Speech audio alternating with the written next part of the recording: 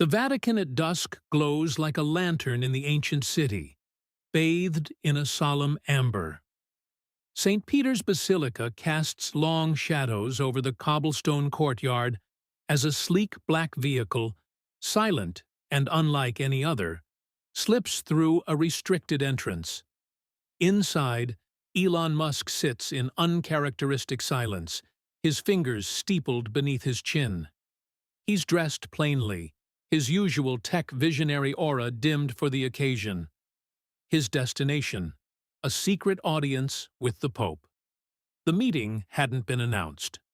No press, no ceremonial entourage. Just two men about to sit in a centuries-old chamber to discuss a topic that, if leaked, could shake global ideologies to their core. As Musk entered through the private halls of the Apostolic Palace, a young priest led him without a word. The silence wasn't just respectful, it was strategic. Behind the closed doors of the Clementine Hall, the Pope waited in contemplation. The air was thick with incense, history, and an eerie sense of anticipation. When Musk entered, the two men exchanged a look, not of status, but of mutual understanding. Both were leaders in their own domains, one spiritual, one technological, and both knew they were here for a reason that went beyond diplomacy. "I've read the proposal," the Pope said quietly, gesturing to a sealed folder on the ancient desk between them. "You say this device can interpret consciousness?" "Not just interpret, Your Holiness," Musk replied, his voice soft but assured. "It can replicate thought, emotion, belief, even faith." The Pope raised his eyes slowly, his expression unreadable. "You are playing with something sacred." Musk leaned forward. "Or preserving it. Humanity is on the edge of merging biology with computation. If the soul is real, it should survive the singularity. If not, we have a right to find out." A long silence followed. Candles flickered. In the background, a mechanical clock ticked like a countdown. Then, the Pope spoke. "What you're proposing isn't science. It's prophecy." Outside, lightning cracked above Rome, though the skies had been clear moments before. And in that moment, history took a breath. As the massive bronze doors of the Apostolic Palace shut behind them, Pope Francis led Musk down a narrow corridor lined with centuries-old tapestries and flickering sconces. Neither spoke. The air was thick, not just with silence, but with expectation. Elon, who had been inside SpaceX's cleanest labs and Tesla's most secure facilities, now felt oddly exposed beneath the Vatican's ancient stone arches. After a few minutes of descent, the Pope halted before a modest wooden door. Without a word, he produced a key from his robe, turned it slowly in the lock, and pushed the door open. The room inside was no bigger than a chapel's antechamber, but its contents could have altered the trajectory of history. Maps of the stars, far more accurate than any known in their respective centuries, covered the walls. A glass display case held what looked like an early communication device, though it hummed with a faint energy unfamiliar even to Musk. In the corner sat a machine etched with Latin inscriptions and symbols Musk had only seen in arcane physics journals. It was clear, this was not merely a secret archive. It was a containment space for something never meant to be revealed. Pope Francis gestured toward a document in the center of the table. "Translated," he said softly. "This scroll refers to a visitor from beyond. One who came centuries ago, bringing a warning we never fully understood. Until now." Musk's eyes narrowed. "Are you saying this has all happened before?" The Pope nodded gravely. "Or will happen again." What startled Elon wasn't just the revelation of a past encounter with something, someone, not of this earth. It was how closely the scroll's message mirrored the code structure in Neuralink's most recent AI signal anomaly. The rhythm, the frequency, even the semantic patterns. "This changes everything," Musk whispered, more to himself than to the Pope. And the Pope, eyes full of a quiet knowing, simply said, "That's why you're here." The low, electric hum of the old machine in the corner seemed to grow louder.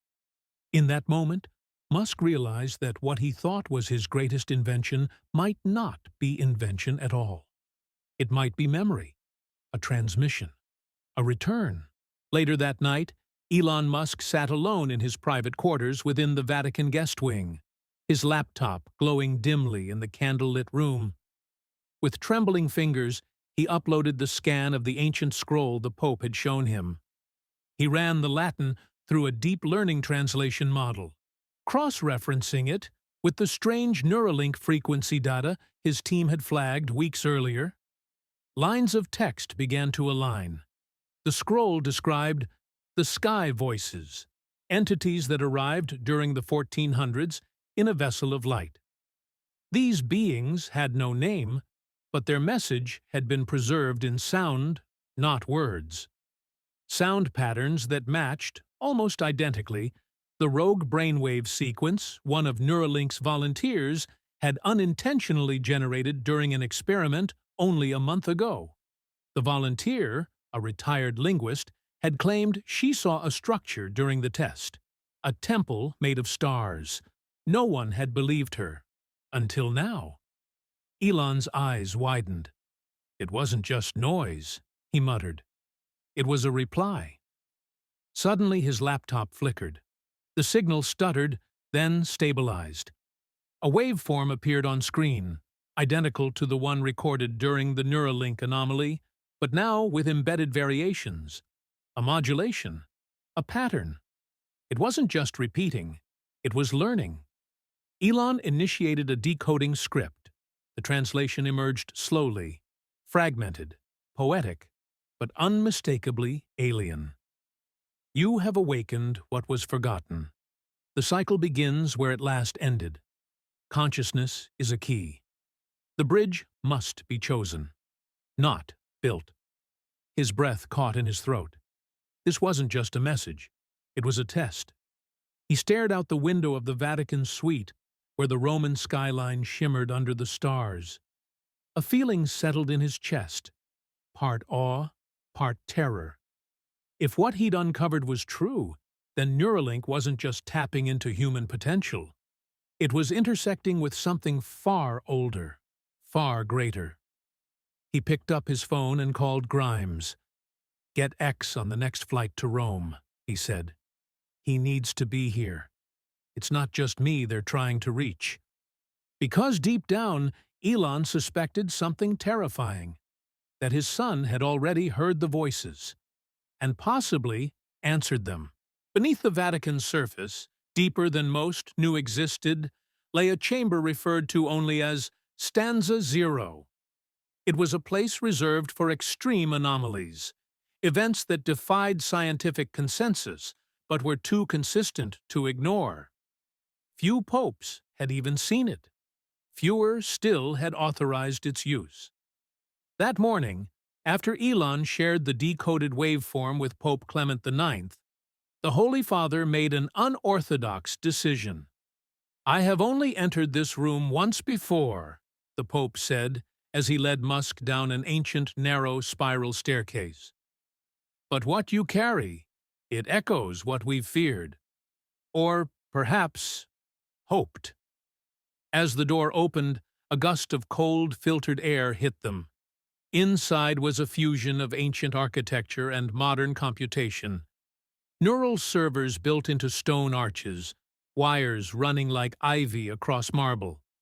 At the center was a singular artifact, the array. It looked like a telescope, but it wasn't meant to observe the stars. It was designed to listen to them. Decades ago, during a secret Vatican mission to Antarctica, scientists had discovered ice-preserved disks with tonal inscriptions. No language, just harmonics. The data had been stored in the array, but had remained dormant. Until today. Musk approached the console, fingers flying over controls like a concert pianist. "If the pattern I've extracted is what I think it is," he said, "we can input it here. See if it resonates with the deep-set Vatican frequencies." He uploaded the Neuralink waveform. The array hummed. A low tone vibrated through the stone, subtle but unmistakable. Then another. Harmonics layered, forming chords too precise to be random. And then a voice. It wasn't English, nor Latin, nor any known tongue, but it spoke directly to Musk's mind. "Convergence approaches. Time no longer flows. Prepare the vessel." He stumbled back. The voice wasn't external. It had triggered an internal experience. Neural resonance. He could feel his own thoughts bending, aligning like compass needles. A collective awareness was trying to reach him, and possibly others like him. The Pope, pale but steady, crossed himself. "You heard it, didn't you?" Elon nodded, eyes unfocused. "It's not just a message, it's a countdown." In that instant, they both realized someone, was preparing to make contact, and Earth, for all its technological brilliance, was still just a toddler trying to dial a galactic phone number. But Elon Musk? He might have just found the area code. Back at the Vatican guest quarters, Musk sat alone in the dim candlelight of the Jesuit library, a place reserved for those seeking answers in silence. But silence was no longer an option. The phrase, "prepare the vessel," had embedded itself into his mind like a recursive algorithm, looping in rhythm with his heartbeat. He pulled out a Neuralink prototype from his backpack, a sleek silver band, recently modified for dual neural field scanning. If this vessel wasn't metaphorical, then maybe it was something biological, something human. Just then, the door creaked. Father Anton, the Vatican's top linguistic technologist, stepped in. His face was pale, but his voice was steady. "We've enhanced the waveform using the Gregorian inversion filters you suggested. It's no longer just a message. It's a layered sequence. Some of it maps directly onto human brainwave harmonics. But, Elon, there's something else." He placed a relic on the table. A centuries-old parchment detailing a vision by Pope Sylvester II in the year 1000. The text spoke of a visitor in the guise of man who would carry a crown of circuits and speak to the stars. At the time, it was dismissed as symbolic prophecy. Elon traced the drawing, an eerie depiction of a man with a metallic halo, fingers extended toward the sky. "They knew," he whispered. Or, "someone told them." Father Anton nodded grimly. "If you are the vessel, you weren't the first." A sudden vibration shook the glass lantern beside them. Elon's Neuralink band glowed faintly. His implant had received a new input, untriggered by any hardware nearby. He tapped into the signal. The message unfurled like a vision, a glimpse of an orbiting structure above Saturn, surrounded by spirals of golden light. Coordinates, activation sequences, and finally, one word in clear digital English: soon. Back in California, SpaceX technicians monitoring a dormant satellite named Obsidian I began receiving identical coordinates. The satellite, initially built for deep space imaging, had never been launched. It was too powerful, too experimental. Now it was waking up. Musk's eyes widened. He rose. "They're not waiting for us anymore. They're coming." "What will you do?" Anton asked. "Build," Elon said with conviction, "and warn the world." He would need allies, not just technologists, but diplomats, spiritual leaders, even skeptics. Whatever this was, it transcended language and religion, science and faith. In a vault somewhere beneath the Vatican, ancient keys turned in locks untouched for generations. Old knowledge was stirring, and for the first time in centuries, science and prophecy were whispering the same word. Now. Elon Musk wasn't just preparing the vessel. He was becoming it. The next morning, a Vatican guard escorted Musk and Father Anton through a series of underground tunnels not open to the public. Centuries-old stone walls lined with faded Latin inscriptions passed by in silence. As they descended, the air grew colder, thicker, almost charged with static energy. Elon glanced at the Neuralink interface on his wrist. It was flickering with bursts of electromagnetic interference. "We're beneath the necropolis now," Anton said quietly. "This area was sealed after Pope Pius IX's death. Few have stepped down here since." They reached an iron door with 7 distinct keyholes. Anton retrieved a pouch of brass keys, each etched with a different ancient symbol. As he inserted and turned them one by one, the mechanisms groaned like something alive. Finally, the door opened with a soft click, revealing a chamber bathed in soft blue light. Inside stood a circular device, unlike anything Elon had ever seen. An ancient machine fused with modern tech.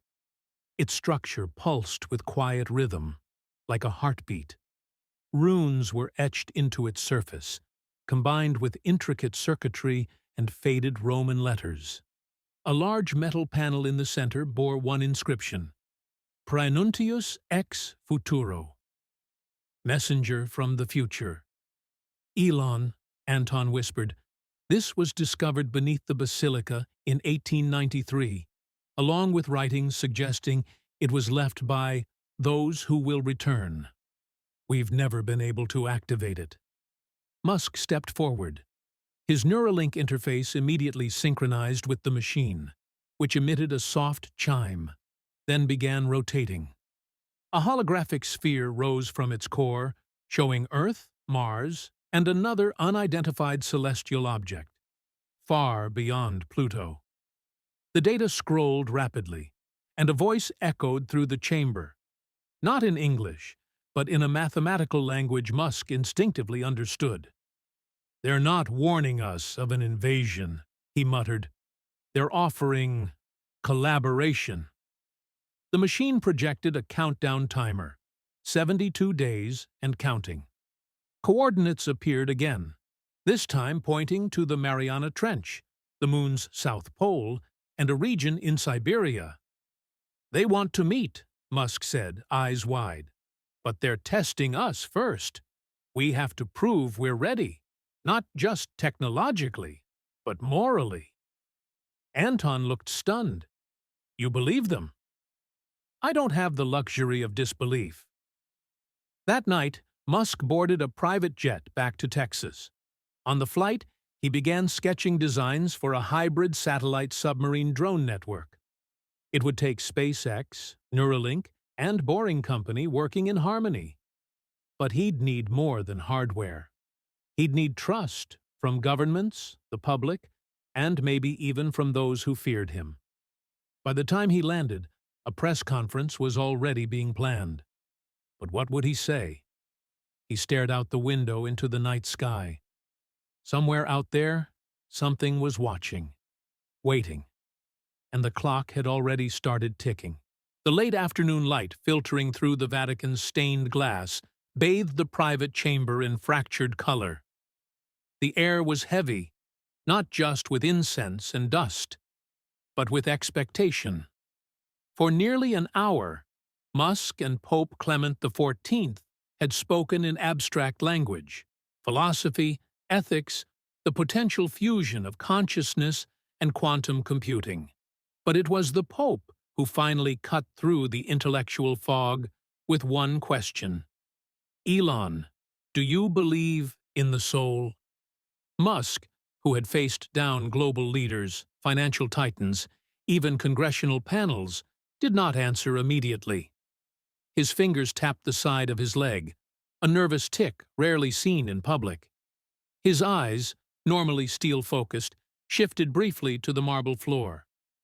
"Define it," he finally replied. The Pope didn't smile. "I do not define the soul. The soul defines us. There was a long silence. Outside the room, Vatican guards and aides waited, unaware that history was being debated behind the ancient oaken doors. Inside, Musk began to speak, not as a CEO or visionary, but as a man.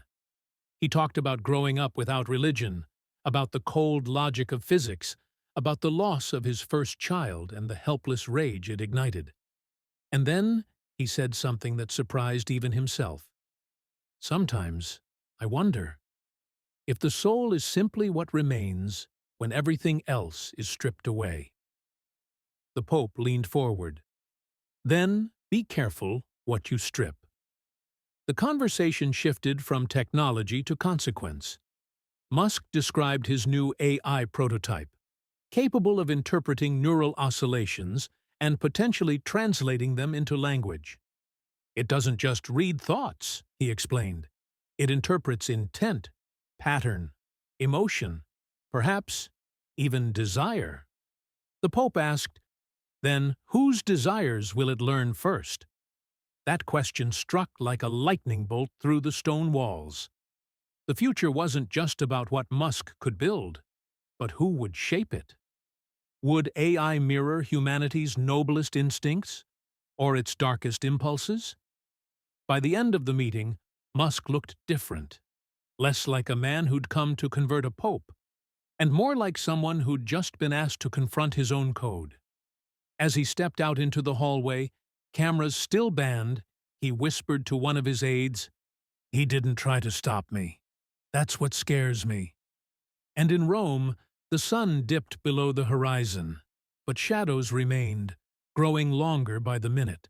Inside the vast, dimly lit chamber of the Apostolic Palace, a silence fell heavier than any before.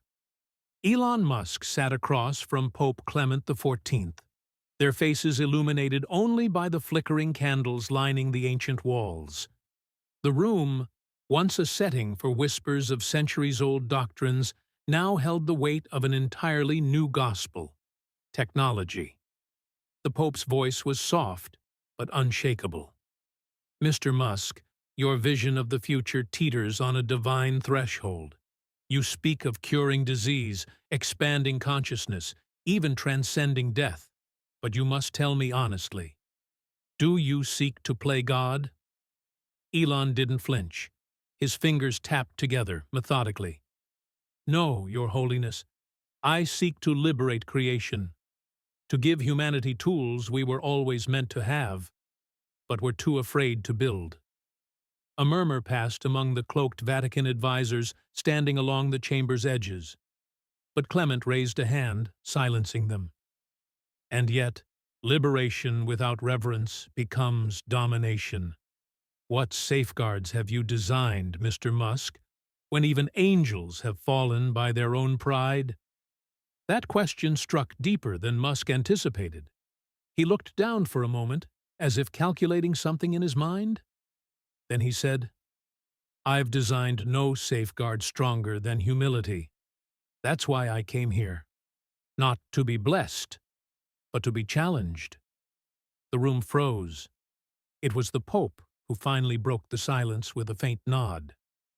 "Then let this be our covenant. You build, but never without remembering who must inherit what you build." What followed was not just a handshake, but the signing of a confidential joint declaration, the Vatican Protocol. Its contents would remain secret for now, but rumors would soon swirl of spiritual AI advisors, ethical neural implants, and joint missions to space, cloaked in prayer and code. As Musk left the Vatican under heavy guard, a journalist caught a single image: Musk looking skyward, and beside him a cardinal holding a blueprint, not of a cathedral, but of a neural interface device shaped like a halo. The world would wake to headlines that blurred faith and future, reverence and rebellion. Musk didn't say a word to the cameras, but his silence was louder than any sermon. Shall I continue with prompt 9? The world wasn't ready. 48 hours after Musk departed Vatican City, An encrypted file began circulating on the dark web. Labeled only XOV1covenant.pdf, it claimed to contain transcripts, architectural schematics, and theological interpretations drawn directly from the Vatican Protocol meeting. At first, media outlets dismissed it as a hoax, but when a Vatican engineer anonymously confirmed that the neural halo sketch matched the prototype stored in a secured vault beneath the Sistine Chapel, everything changed. The file's contents were explosive. A joint project between Neuralink and a hidden division of the Vatican, known internally as Pontifex Veritas, had been in quiet development for nearly 2 years. The leaked schematic showed a wearable brain-computer interface shaped in the form of a luminous crown, resembling a digital halo. Its intended purpose? To create a direct link between the human mind and what Musk had cryptically referred to as the moral cloud. According to the document, the Vatican believed that divine consciousness could not be simulated, but it could be reflected. In other words, AI might one day serve as a mirror for the soul. This theory formed the core of the protocol's philosophical spine. Artificial intelligence must be morally reactive, not proactive. The idea shook ethicists to their core. Was it possible that the Catholic Church, often accused of resisting modernity, was now helping to define its ultimate future? As the leak went viral, public reaction splintered. Some hailed Musk as a visionary who had finally bridged science and spirit. Others accused him of sacrilege, warning that using religion as a framework for AI could spiral into techno-theocracy. Hashtags like #digital messiah and #neural faith trended globally. Anonymous groups threatened cyber attacks. Religious leaders from other faiths called emergency interfaith summits. And through it all, Elon Musk remained silent. Again. But behind closed doors in Austin, his team was preparing for what came next. The prototype, known as Halo Unit 1, had been activated in deep testing under the guidance of both software engineers and Jesuit scholars. The results? Undisclosed. But something was coming. Something Musk had alluded to cryptically during a recent internal call. We've opened the door, but before we walk through it, we need to ask, what kind of world are we inviting on the other side? The next phase would no longer be speculation. It would be a demonstration. As dawn broke over Rome, a strange silence enveloped the city. News had spread like wildfire. Something had happened deep within the Vatican walls, and the names Elon Musk and His Holiness the Pope were on every major network, trending in dozens of languages. No official statement had been released, yet the world was already piecing the story together. Something monumental had been discussed, something that transcended science, religion, and politics alike. In a small room inside the Vatican Library, lit by a single shaft of morning light through stained glass, Musk stood alone now. The Pope had returned to his quarters after their historic meeting, leaving Elon with a sealed scroll, ancient yet recently inscribed. Musk unrolled it slowly. On it, a sentence in Latin and binary code. Fiat lux. Let there be light, not from heaven, but from human hands guided by wisdom. He read it over and over. It wasn't just a blessing. It was permission, a signal, an acknowledgement from one of the world's most enduring institutions that what he was building, the neural lattice, the orbital cloud, the quantum collective, could serve something higher than ambition. It could serve humanity's soul. Outside, cameras flashed. Crowds had gathered at the gates. When Musk finally emerged, he didn't speak immediately. He simply raised the scroll and looked into the sky. Then he spoke. Faith and technology are not enemies, he said calmly. They are parallel languages of the same universal code. Yesterday we asked what God thinks of machines. Today, we begin asking what machines might help us understand about God. The crowd gasped. Some applauded. Some crossed themselves.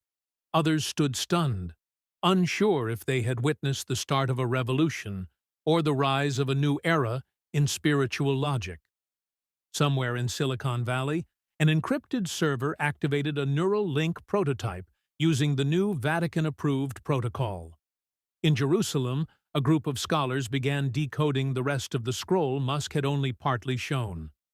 In Tokyo, engineers rewrote AI ethics models to include a spiritual directive.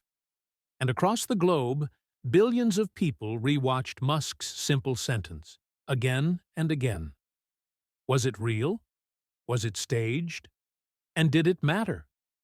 In a moment when the world teetered between ancient tradition and future acceleration, Elon Musk had done what no algorithm could have predicted. He bridged the unbridgeable. Not just science and religion, but doubt and belief, code and soul. The world had watched two men in robes, one holy, one visionary, rewrite the very question of what it meant to lead humanity forward. And somewhere deep in the echo of that Vatican hall, the future stirred awake. In an age dominated by algorithms and driven by acceleration, Elon Musk and the Pope shared something radically different. A pause. A moment of reflection. A whisper between worlds. This wasn't just a meeting between a tech titan and a religious leader. It was the collision of two forces that rarely sit at the same table: progress and purpose. As the dust settles and the headlines evolve, we're left with one resounding truth. The future doesn't belong to science or faith alone. It belongs to those bold enough to unite them. And maybe, just maybe, this historic moment in the Vatican will one day be remembered not as a curiosity, but as the day humanity began to write a new gospel, in data, in code, and in compassion.